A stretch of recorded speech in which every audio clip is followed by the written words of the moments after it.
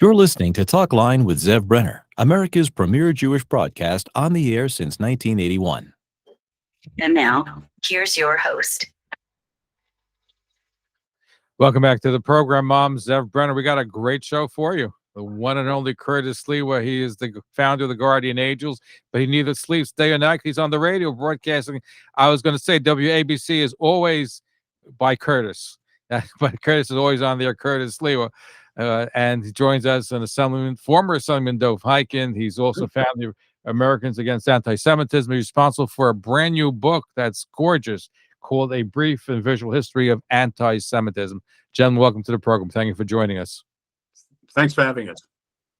Curtis, I know that you're very outspoken, you're not afraid to speak out. And one of the things that you've spoken about on the air has been the fact that even though you ran as a Republican, you're a never Trumper, you're a no Trumper.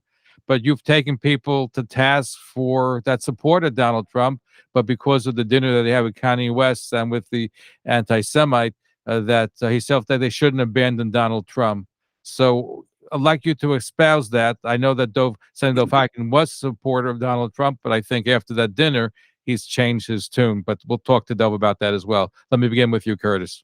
Well, clearly, Zeb, before Donald Trump ran for the presidency, I had a 30-year relationship with him, love-hate. One minute we love each other, next minute we hate each other. I'll never forget the time. It was 1986. We were winners of the New York State Conservative Party Award for the year. And I looked at Donald, and he looked at me, and he goes, "What are you doing here?" I said, "What are you doing here? You're not a conservative." He said, "Well, you're not a conservative." And we would meet and we would have agreements and disagreements all along the way. But even though I never voted for Hillary, I never voted for Joe Biden, I always voted independent. I just could not deal with Donald Trump. And as a Republican, that caused me a lot of grief, a lot of agita. I was labeled a rhino, Republican in name only. And I said, hey, you go into the jungle. The rhinos are the first ones to drink when they're looking for the water hole. Nobody wants to mess with the rhino. And number two, a never Trumper.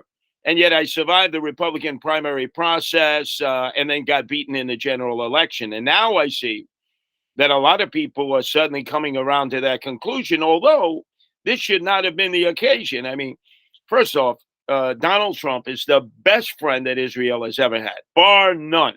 And I, as a never Trumper, thought that every move he made was going to be a disaster.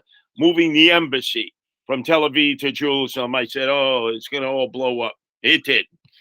Taking out the commander of the Iranian groups that were out there creating insurrection everywhere, Soleimani. I thought, oh, what a mistake that is, right outside of the Baghdad airport. That wasn't. When he sat down with President Xi, and he was sitting in Mar-a-Lago, and he said, enjoy the chocolate cake. I got to go out and bomb Bashir Assad here. And she was like, whoa. And he came back and he did. When it came to the Middle East, when it came to Israel, and then lastly with Kushner, when he sent his son-in-law, I said, well, this is not going to work. And it did. So I was wrong on every count about Donald Trump. But when it came to his friendship to Jewish people here, and his support of Israel, nobody did better. And I think back to Bush 41 and Secretary of State Baker, who hated Israel and everything they did. They had to deal with Israel, but you could tell they hated Israel. So I gave them props for that. No question of that. But Senator Dov Hikind, welcome. Good to have you back again. Congratulations on your new book. It's gorgeous, I should say. People should get it. More than gorgeous. It's gorgeous, and it's also visual, where you can apply the app and actually see the videos and pictures of the things that you write about. Now, you've been a supporter of Donald Trump. You invited, I remember seeing at the Hanukkah White House party, you brought Holocaust survivors, but after his meeting with Kanye West and the white supremacists, I believe you changed your tune. Right. Well, first of all, I've made it very clear in every interview I've done. I've repeated the fact that Donald Trump, his relationship with the people of Israel, that he was number one, number two. There's no number two. There's no number three. His relationship was so amazing on every single level, and we could talk about dozens of different things that Donald Trump, his administration, the warm relationship with the people of Israel, And that's why the people of Israel, loved him in polls that were done. The guy got 80% of support among the people of Israel, which was absolutely unheard of. So no one, that's not the issue. And anyone who calls Donald Trump an anti-Semite, is just plain wrong. And I've made that very clear. But no one gets a pass for inviting a vicious anti-Semite. We know what Kanye West said before that dinner, the things that he said. And this Kanye West is not just some guy, like big deal, not really important. Nobody really knows who he is. Tremendous following, tens of millions of people. I mean, what in God's name is Donald Trump doing, inviting the guy to the White House for dinner, and then he brings along some white supremacists?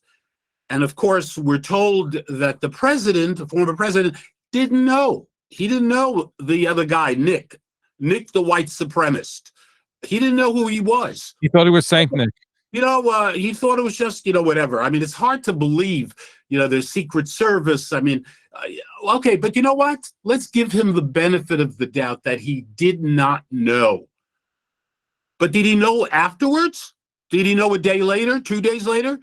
Did he know who he sat with at the dinner table beside Kanye West and this other person? Yes, he knew. No apology, no recognition how dangerous this is. I made a mistake. First of all, I don't know what the mistake is. He invited Kanye West. There's no issue. That's plain and simple. So that's really what the issue is to people like myself and many others. And clearly, I mean, it's not Dov Hikind. I mean, you see the polling, the very latest polling among Republicans. Donald Trump is slowly disappearing. Slowly. It will take a little more time. But people recognize, look, I'm a Democrat, but I want Republicans to win because the Democratic Party is an absolute disaster. If Republicans want to win, they need to move away from Donald Trump. Thank you, Donald Trump, for being the greatest president for Israel ever. Thank you for being a great president for America. But, I remember, talking about Tlaib and Omar and AOC and so many others in the Democratic Party, the radicals of the Democratic Party, the anti-Semites of the Democratic Party. And we talk about one standard, no hypocrisy. We're going to condemn the ones on the left. So how do we give a former president a pass? I mean, if he would have addressed this, if he would have said something, if he would have, apologized in some way how he could invite Kanye West, we could have moved on. But he hasn't done any of that. Have you ever heard Donald Trump apologize? He's done just the opposite. Have you ever heard Donald Trump? The issue. He's no anti-Semite, and he's the best friend Israel had, and he's a disaster for the Republican Party. Republicans want to continue losing? Support Donald Trump. Democrats love when Republicans support Donald Trump. That's just a fact of life. Don't know if you heard me, but have you ever heard Donald Trump apologize for anything? One time. One time? When's that one time, Curtis? Don't you remember the Bush tape when he had been on that bus and he did that interview with the younger Bush when they were talking about a female's anatomy? It was right before he was supposed to go to Wisconsin. And then basically everybody there says, stay at home. You might as well resign. Don't even complete running for the presidency, which obviously he refused to do. He went on and beat Hillary. But at that point, he did apologize for that Billy Bush remark that was dropped by NBC. But you're right. Other than that, he never apologized. He never apologized. That's Donald Trump. It will never, in a rare case. Curtis, are you surprised at Dov's stance? No, but I want to inform Dov, as I've informed many of my listeners, that Kanye West was saying these things to people since 2018. Harvey Levin of TMZ happens to be Jewish, happens to be a very liberal progressive. He has a gay lifestyle. He was interviewing Kanye West, and Kanye said, yeah, I admire Hitler. I think the Nazis were really a well-organized group. And Harvey says, you sure you want me to keep this in the interview? And they left it on the cutting room floor because back then Kanye West was hooked up with the Kardashians. It was a brand. They were able to sell money. Recently, Tucker Carlson, when he had that exclusive interview with Kanye West, about the fashion show in which he had White Lives Matter shirts.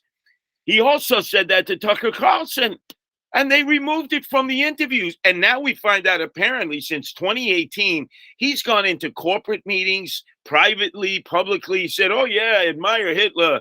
The Nazis, they were well organized.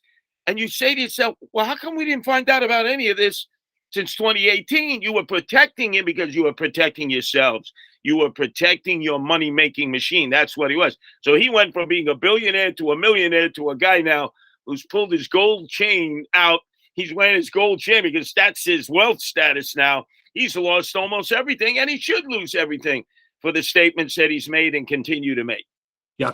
Again, Curtis, what you're referring to, all those other situations where he expressed his views on Hitler, I'll be honest with you, not that familiar with it, but why the thing that doesn't change, Zev, it's a very simple thing.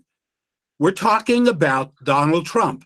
We're talking about a man whose family are Orthodox, they're Jews, and this stuff is said. First of all, what the hell is he inviting him for dinner when just days before he indulged in vicious, malicious hate towards the Jewish people that, by the way, has serious repercussions? So the issue is Donald Trump, someone who has that amazing record, Curtis. I agree with you. I've said it again and again in every interview, but it doesn't change the fact that Donald Trump is not healthy for any of us, and let's move on. Yes, we'll always recognize that he was number one. No one is number two. No one is number three. That's how good he was. But when Donald Trump has dinner with someone like Kanye West and doesn't address it, doesn't say anything, it legitimizes the hate of Kanye West. And then it goes on and on. I mean, he's a disaster. And then the other person, what about the white supremacist that he had dinner with? Okay, I said it before. You didn't know? Okay, I believe you. Find it hard to believe, but you know what? I'm going to give you the benefit of the doubt. You're such a good guy, Donald Trump. So say something now. Now, maybe, I don't know what it is. I mean, people need to analyze this. Some people feel he doesn't want to lose the support of some of these white supremacists, some of these groups all over the country who are filled with hate towards people. It's, I don't know what it is, but the fact that he doesn't know how to apologize, that is not an answer, not acceptable, and he doesn't have to apologize. He's an adult. He's an adult. He doesn't have to apologize. And we, I think he thought, right. Yeah. He thought, there's no doubt he didn't know who Boy Nazi was, that Nick Fuentes. Very few people could. But he knew afterwards. Afterwards, he knew. Right. But with Kanye West, because Kanye had been so supportive of him as a prominent African-American when they were calling Donald Trump a racist, which he's not, I think he felt he owed the guy at least to sit him down and try to straighten him out.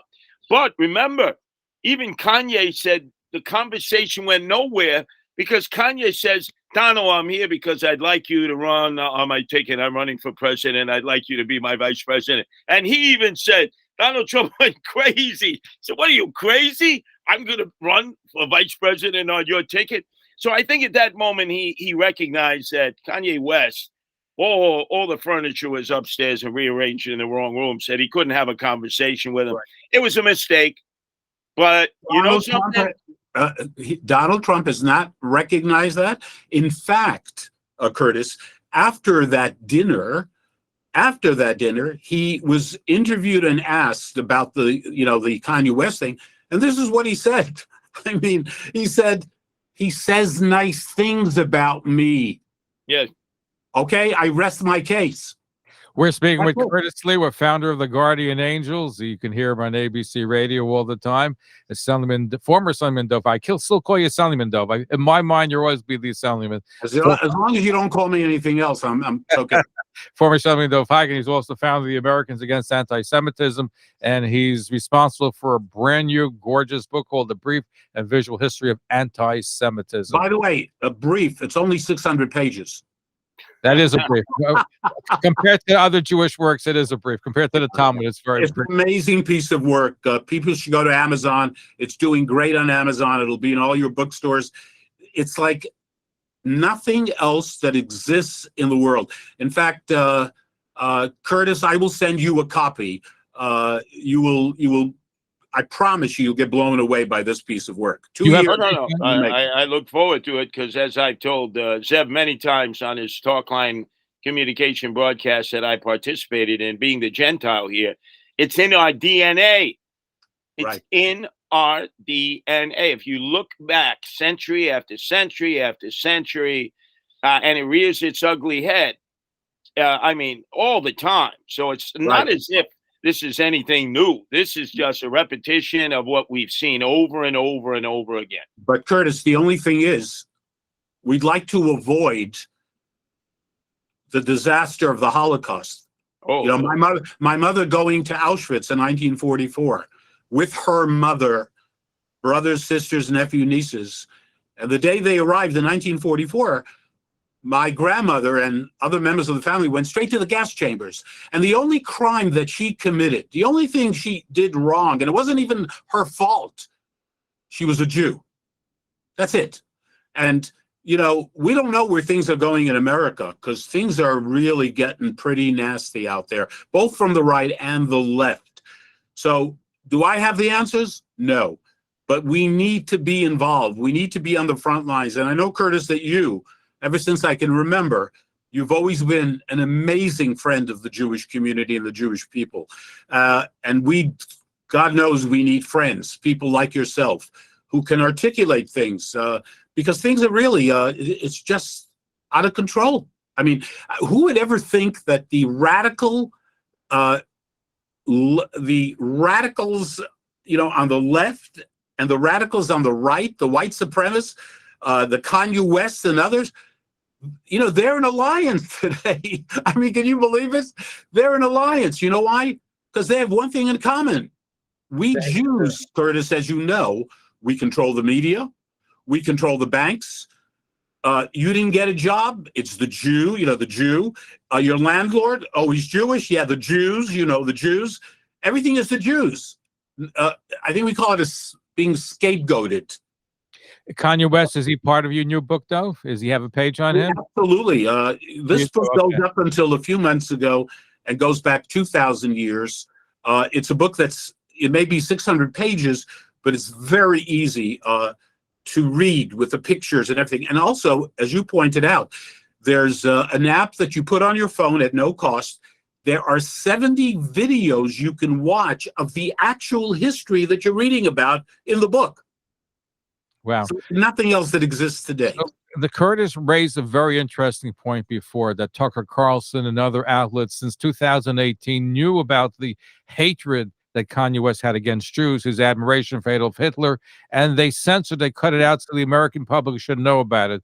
So shouldn't they also be held accountable, Dov? And will you go on the Tucker Carlson show to promote your book if he invites you based on what's happened? Well, I am going actually on Fox, not his show. I'd love to go on his show. I've been on his show. I'm saying, but he's somebody who's helped promote.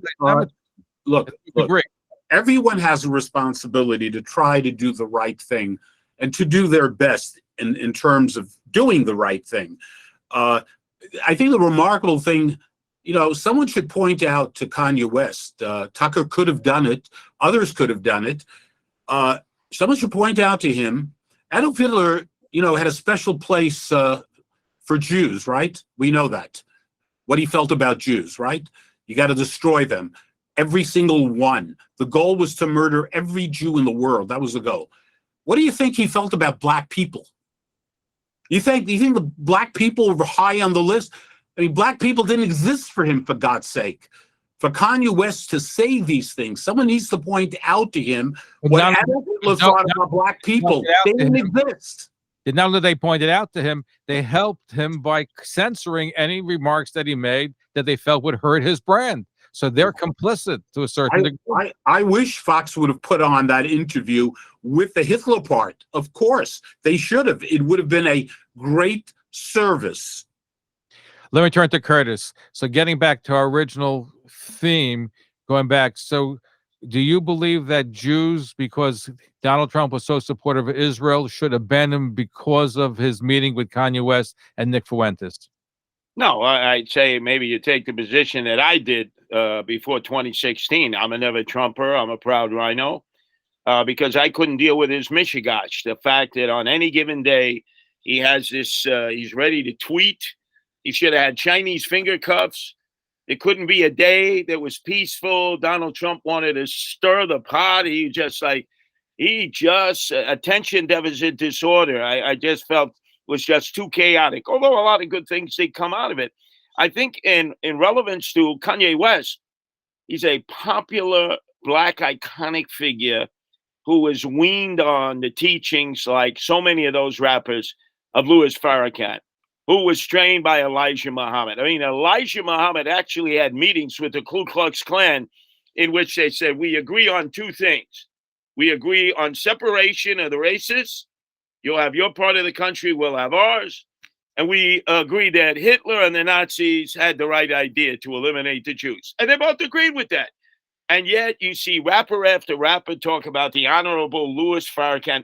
In the Black community, when you take a popular opinion poll now, Barack Obama is number one as the most famous and well-respected of Black male figures. You know who number two has been for years? Louis Farrakhan. That says so much there. The fact that Louis Farrakhan can continue to spew his venom towards Jews and whites and others, gays, lesbians, and yet he's revered. There's a form of idolatry there that goes back to even Marcus Garvey. When Marcus Garvey was talking about separation of Blacks, they put him on trial for mail order fraud because he had a steamliner that was going to take African Americans back to Africa. And then he blamed the Jews for that. It's like there were so few Jews around there at that time. I'm in Japan. I have guardian angels in Japan. And one of my board of directors there said, you notice how these Jews are really messing up our economy in Japan, the bubble economy at that time. I said, can you point out a Jew here in Japan? Excuse me, I haven't seen a shul, a synagogue, anything. And it's just that whoever taught him, who taught his father, his grandfather, it's passed down. That's why I say it's passed down in the DNA. We just keep repeating these things. Jay-Z, he's a billionaire. His partner before he went on trial for some of his films was Harvey Weinstein. And yet he did a rap song and he asked the question, why do Jews own all the real estate in the world? And I said, hey, schmuck, putz, number one owner is the Anglican Church, Church of England. There's not a Jew in that group. Then my church, the Pope and the Vatican, that's number two. Not a Jew in that group. And then the House of Fraud, the Saudis, they're the third largest landowners in the world. Not a Jew. Where the hell did you get an idea like that? Because he heard it. It's been repeated. And even though he'll do business with Jewish men and Jewish women, but he really believes that because he put it in a rap song, which a lot of other young Black and young white and Hispanic and Asian kids are going to hear. They keep repeating it.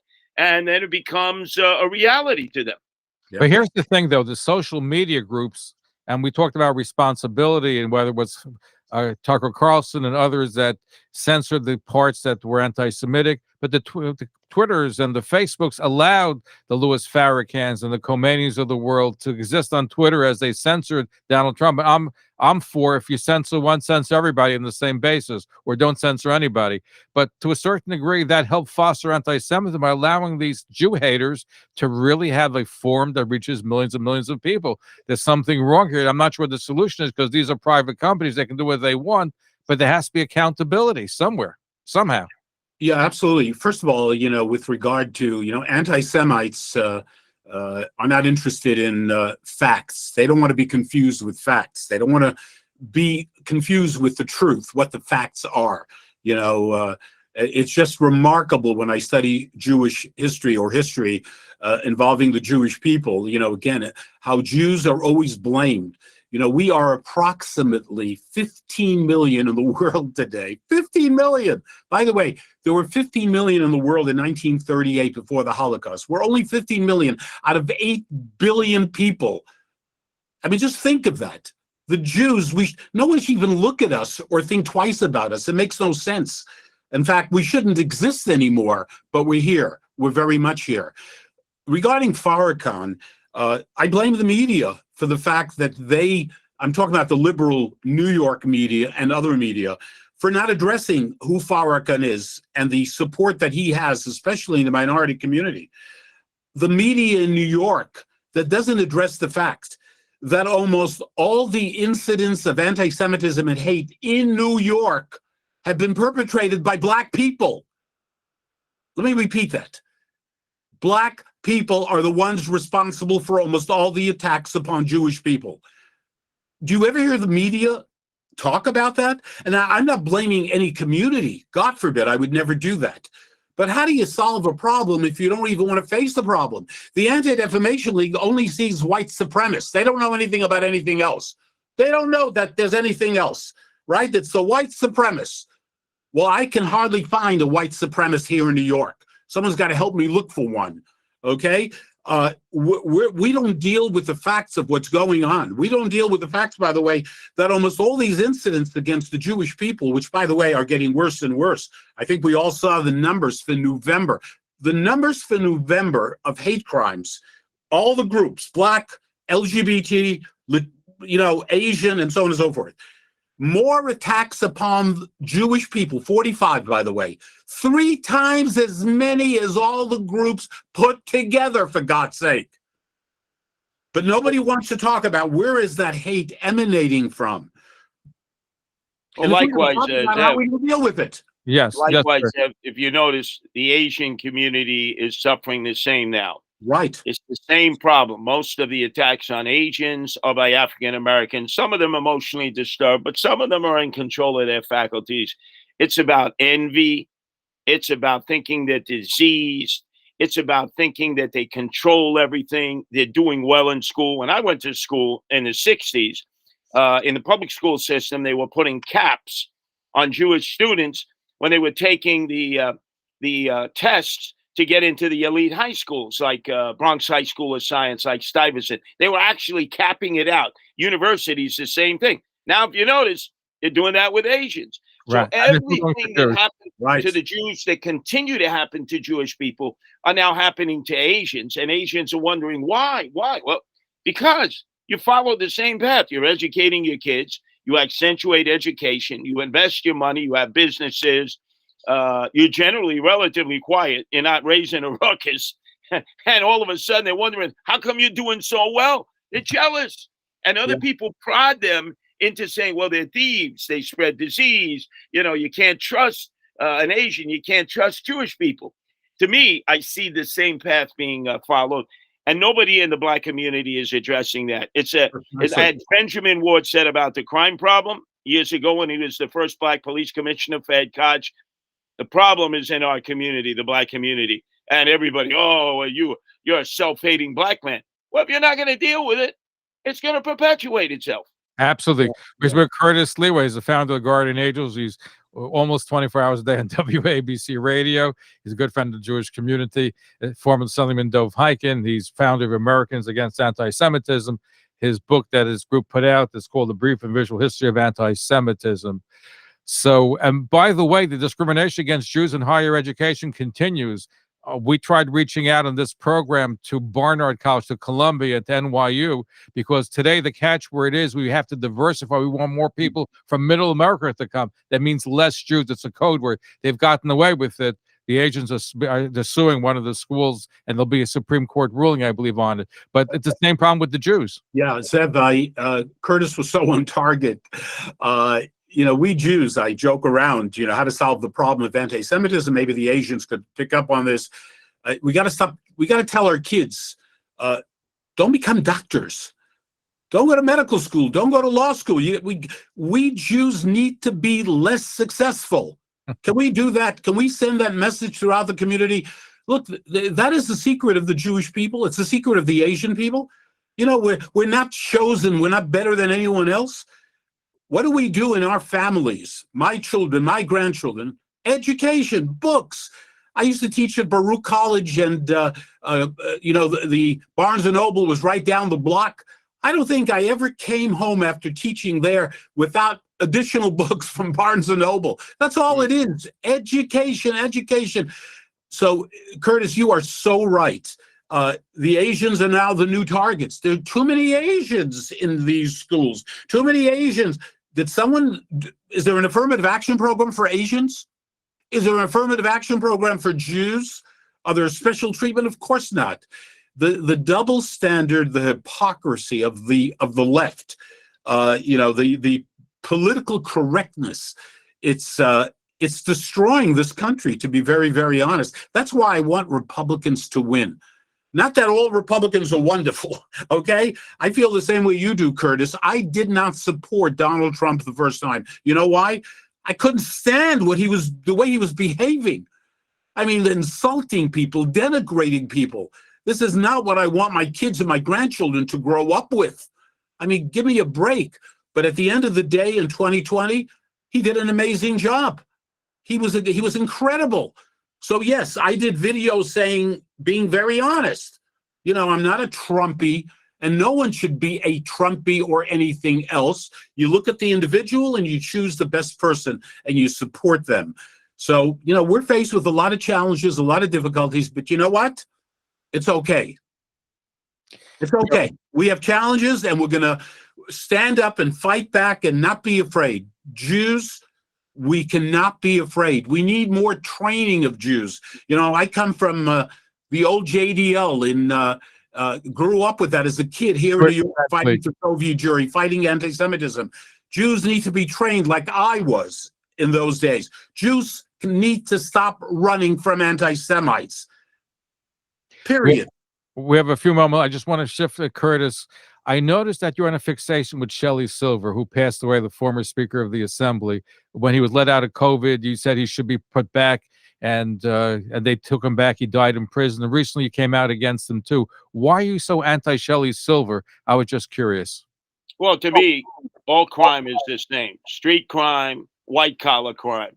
And what Shelly Silver did has been repeated in the daily news front pages, which steal millions of dollars from people who are suffering from cancer. And he was let out early. Nobody knew it, under the radar screen. I went and did a home visit to make sure he was there.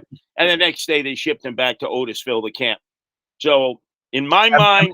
By the way, the fact is, though, you see, here's what we said before. The law has to be applied equally. If you're letting people out, including Donald Trump's lawyer and others during the COVID, because of the COVID crisis, you got to treat everybody the same. You can't say, you I like, I'm letting out. You I dislike, I'm putting you back in, not letting you out in the first place. The law has to be blind to whatever the situation is. It has to be applied equally. And that's why I challenged you on that at the time, because the law wasn't applied equally in that. Whether you like him or not, the law has to be the same.